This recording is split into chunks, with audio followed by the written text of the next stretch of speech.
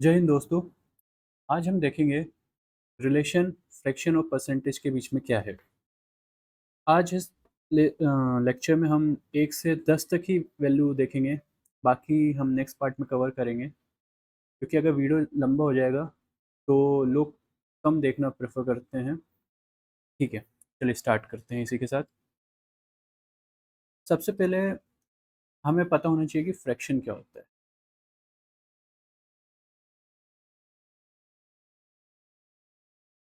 कोई भी नंबर अगर वो p अपॉन क्यू के फॉर्म में लिखा हुआ है तो उसे हम फ्रैक्शन कहते हैं। एक चीज़ और,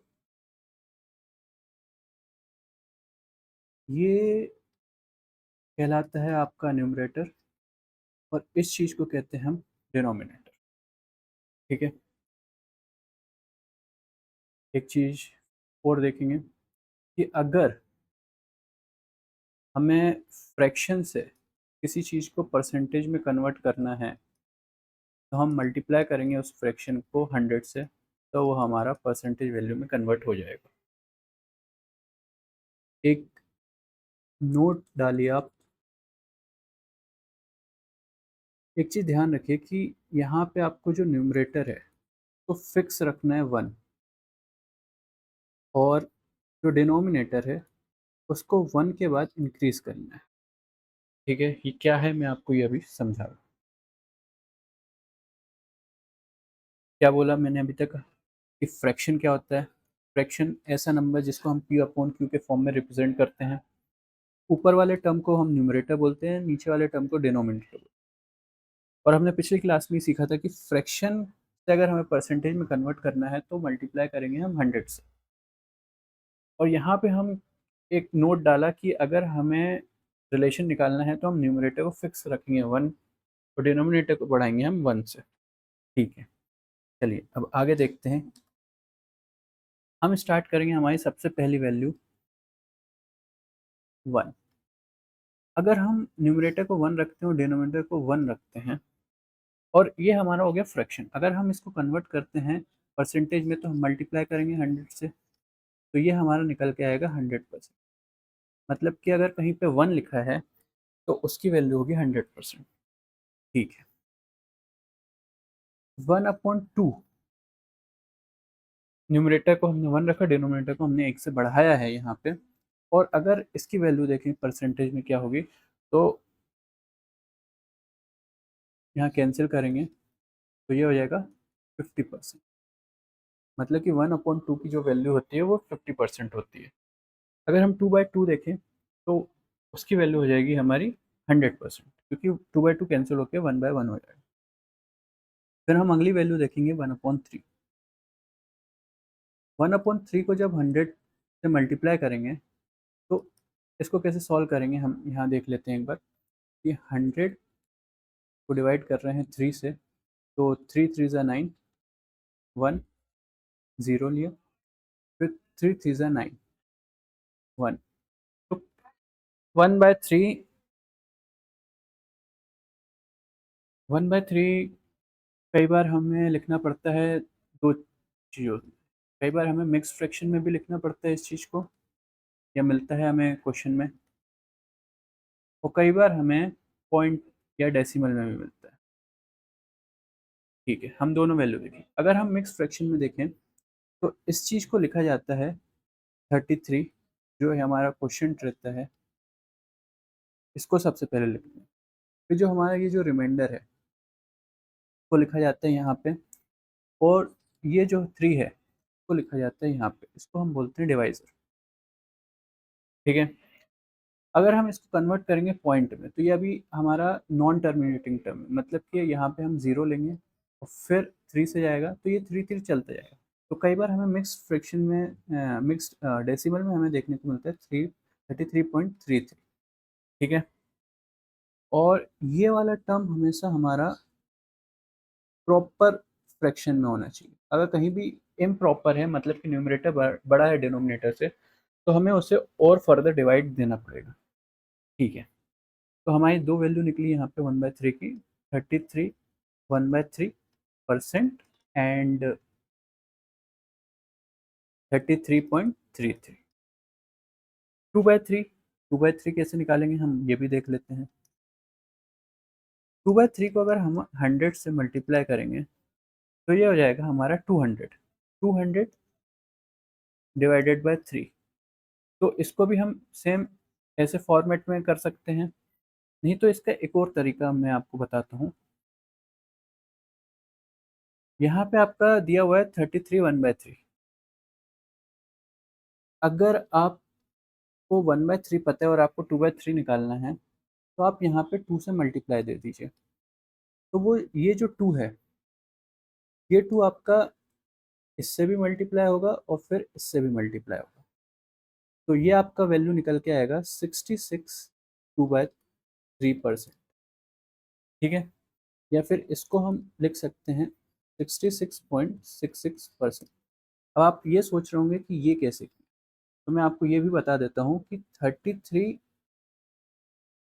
इनके बीच में ये साइन, ठीक है, क्योंकि आप जब इसको सॉल्व करेंगे तो एलसीएम लेंगे तो ये हो जाएगा 99 प्लस 1/3। तो ये हो जाएगा आपका 100/3। तो ये जो साइन है जब ये हटाते हैं तो इसको हम ऐसे लिख सकते हैं। और अगर आप यहाँ 2 से मल्टीप्लाई करेंगे इसके बाहर, तो 2 आपका इसके साथ भी मल्टीप्लाई होगा और 2 आपका इसके साथ भी मल्टीप्लाई होगा। ठीक है, हमने 2/3 भी देख लिया, 3/3 हमारा हो जाएगा 1/1 जो कि होता है हमारा 100%। अब इसके आगे बढ़ेंगे, हम देखेंगे 1/4। 1/4 को जब 100 से मल्टीप्लाई करेंगे तो ये आपका जाएगा 25 टाइम, तो ये हो जाएगा आपका 25%। सेम हम देखेंगे 2/4, 2/4 हो जाएगा 1/2 जो कि होता है 50%। फिर हम देखते हैं अगली वैल्यू जो हमें चाहिए, वो चाहिए 3/4। हमें 1/4 पता है 25%। अगर हम इसमें 3 का मल्टीप्लाई दे दें तो ये हो जाएगी हमारी 75%। 3/4 भी हमने निकाल लिया। 4/4 हमारा 1/1 हो जाएगा। अब हम बढ़ते हैं 1/5 पे। 1/5 को अगर हम 100 से मल्टीप्लाई करें तो ये जाएगा 20 टाइम, तो ये हो जाएगा आपका 20%। ऐसे ही अगर हमें 2/5 निकालना है, 3/5 निकालना है, 4/5 निकालना है, 5/5 तो 1 हो जाएगा, 6/5 निकालना है, तो वो कैसे निकालेंगे? अगर हम 20 में अगर हम 2 का मल्टीप्लाई कर देंगे तो वो हो जाएगा 40%। सेम यहाँ पे 3 का मल्टीप्लाई कर देंगे तो ये हो जाएगा 60%। सेम यहाँ पे अगर हम 4 का मल्टीप्लाई कर देंगे तो हो जाएगा 80%। और यहाँ पे आपका हो जाएगा 120%। तो ये हमने देख लिया 6/5 तक की वैल्यू। फर्दर हम आगे बढ़ते हैं, हमारी नेक्स्ट वैल्यू हम जो लेंगे वो होगी हमारी 1/6। 1/6 को अगर हम 100 से मल्टीप्लाई, तो सेम प्रोसेस रहेगा जो हमने 1/3 के साथ किया था। तो इसकी वैल्यू आपकी हो जाएगी 62/3%। या आप निकाल भी सकते हैं आराम से डिवाइड करके। ठीक है, 2/6 हमारा 1/3 हो जाएगा, 3/6 हमारा 1/2 हो जाएगा, 4/6 हमारा 2/3 हो जाएगा। हमें चाहिए यहाँ पे 5/6। 5/6 इसको हम कैसे निकाल सकते हैं? अगर आपको याद नहीं है तो आप ये देखिए, जो आपका ये न्यूमरेटर है ये डिनोमिनेटर से एक कम है, तो हम इसको ऐसे लिख सकते हैं 1 माइनस 1/6। ठीक है, क्योंकि जब आप इसको सॉल्व करेंगे तो ये वापस 5/6 हो जाएगा। ठीक है, तो हमें पता है 1% कितना होता है, ये होता है 100%। और 1/6 की वैल्यू हमने अभी निकाली 16 2/3%। ठीक है, अब इसको जब आप माइनस करेंगे, जब भी आप माइनस करें तो एक वैल्यू ज़्यादा से माइनस होता है ये। तो यहाँ पे 16 की जगह कब हो जाएगा 17 माइनस हो जाएगा, तो ये आपका हो जाएगा 83। और इस चीज़ को जब आप माइनस करेंगे तो 3 में से आपको माइनस करना है 2 को, तो ये हो जाएगा 1/3%। ठीक है, अब आपको एक डाउट आ रहा होगा कि यहाँ पे ऐसा क्यों माइनस किया है, तो मैं ये आपको ये भी बता देता हूँ कि सपोज़ इसको लिख लीजिए आप 99% और 1% आप अलग लिख लीजिए और फिर इसको लिखिए 16। और और इस चीज़ को आप लिख लीजिए, यहाँ पे माइनस साइन है तो ब्रैकेट लगाइए और यहाँ पे लिखिए 2/3। ठीक है, अभी के लिए आप ये परसेंटेज हटा सकते हैं। क्योंकि हमें यहाँ पे कैलकुलेशन देखना है कि कैसे करना है, ठीक है। तो जब 99 में पहले ब्रैकेट खोल लेते हैं, तो 99 प्लस 1 माइनस 16 माइनस 2/3। तो 99 में से 16 गया तो ये हो गया 83। यहाँ बचा हमारा 1 माइनस 2/3। जब आप एलसीएम लेंगे तो ये चीज़ हो जाएगी आपकी 3, 3 में से 2 जाएगा तो 1/3। तो ये आपका हो जाएगा 83 1/3। अभी मैंने आपको पिछली स्लाइड पे सिखाया था कि इसको हम हटाएंगे तो ये हमारा ऐसे भी लिख सकते हैं, और लास्ट में आप परसेंटेज लगा दीजिए। तो ये मैंने आपको बताया कि इसका कैलकुलेशन कैसे होता है। इसके बाद हम जो आगे बढ़ेंगे, वो हमारी नेक्स्ट वैल्यू जो रहेगी 6/6 होगी, जो कि कटने के बाद 1/1 हो जाएगी, जो कि जिसकी वैल्यू होती है 100%। इसके बाद हम देख लेते हैं 1/7।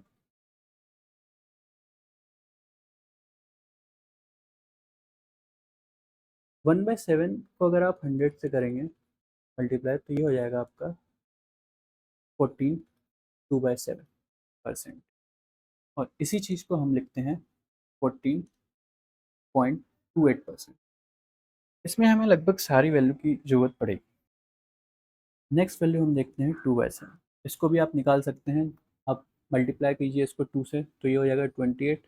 ये हो जाएगा 4/7%। और इसको ही आप लिख सकते हैं 28.56%। फिर आप देखिए 3/7 मल्टीप्लाई कीजिए, तो 14 थ्री ज़ा 42, और ये हो जाएगा 6/7%।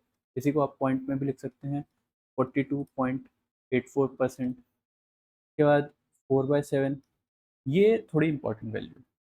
जब आप मल्टीप्लाई करेंगे तो ये होगा आपका 56, लेकिन जब यहाँ पे आप मल्टीप्लाई करेंगे तो ये हो जाएगा आपका 8/7।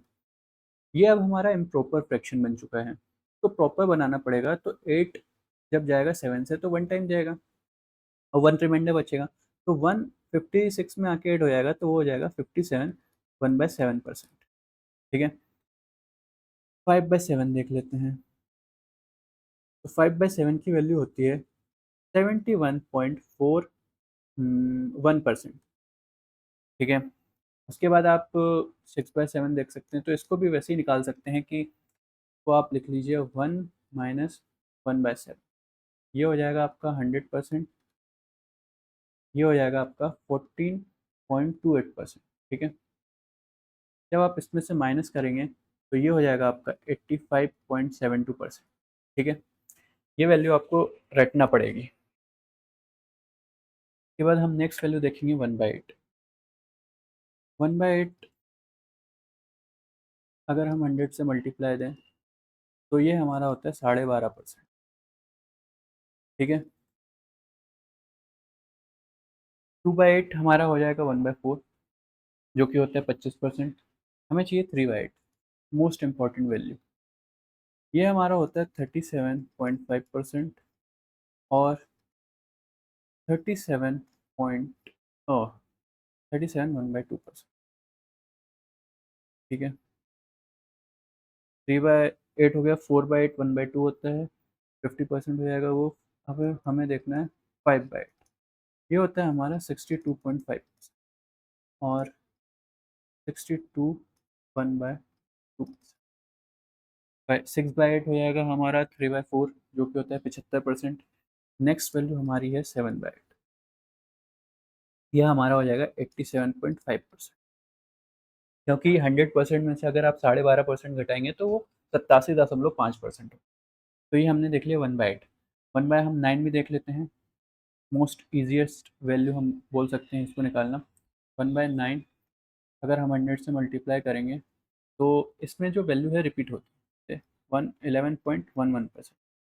अगर मैं बोल दूँ यहाँ पे 2/9 इंटू 100%, तो ये हो जाएगा आपका 22.22%। 3/9 33.33%। ऐसे ही आप करते जाइए। और एक डाउटफुल वैल्यू है 9/9। कई बार बोलेंगे, कई बच्चे बोलेंगे सर ये तो 99.99% होना चाहिए, लेकिन वो 99 जो है वो रिपीट होता जाएगा। तो उसको हम जब जब राउंड ऑफ करेंगे तो वो हो जाएगा हमारा 100%। क्योंकि जब ये ऐसे भी देखिए, जब ये 9 से 9 करेगा तो 1/1 हो जाएगा, जिसकी वैल्यू होती है हमारी 100%। तो ये हमारी 100% वैल्यू होगी। और 1/10 जो होता है वो हमारा होता है 10%। ठीक है। तो इस लेक्चर में हम यहीं तक रखेंगे।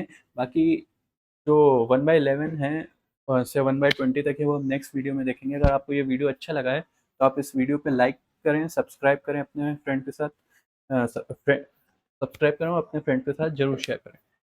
Thank you for watching this video.